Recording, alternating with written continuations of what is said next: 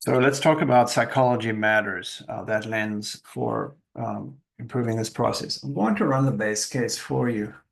Everything here is set up with the original parameters. It's going to do one run for you.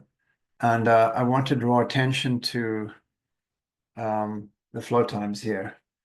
And I'm going to run this thing somewhat slowly just so you can see what's going on.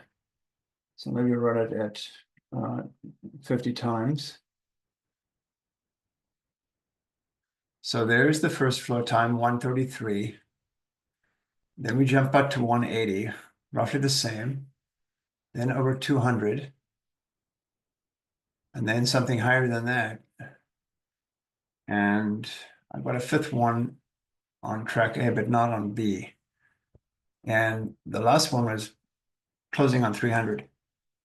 Now, those are the flow times. They all exceed 90, which is our inter-arrival time of patients by some margin.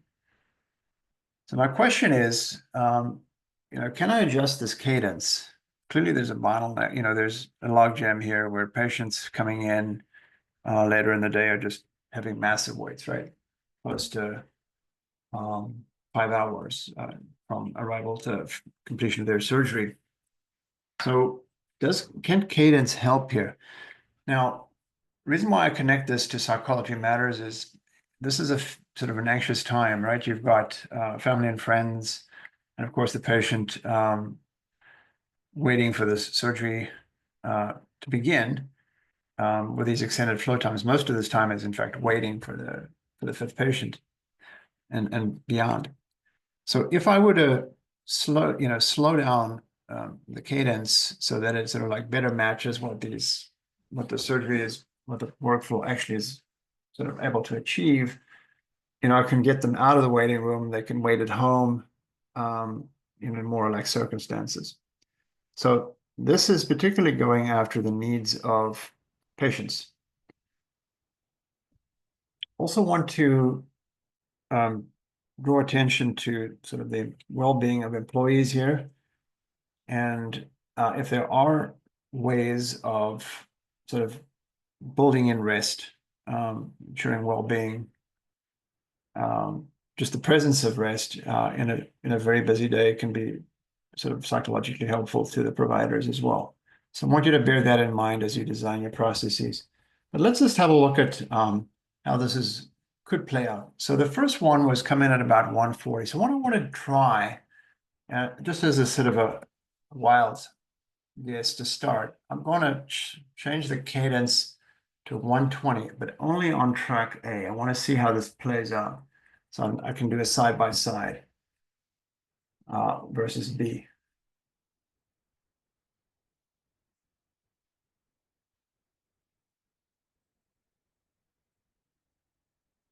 And then we're going to run it to about 25 speed, actually 50 speed. So the first one was 138 and 156. This one was about 136 versus 180. See how my flow time average is way, way lower.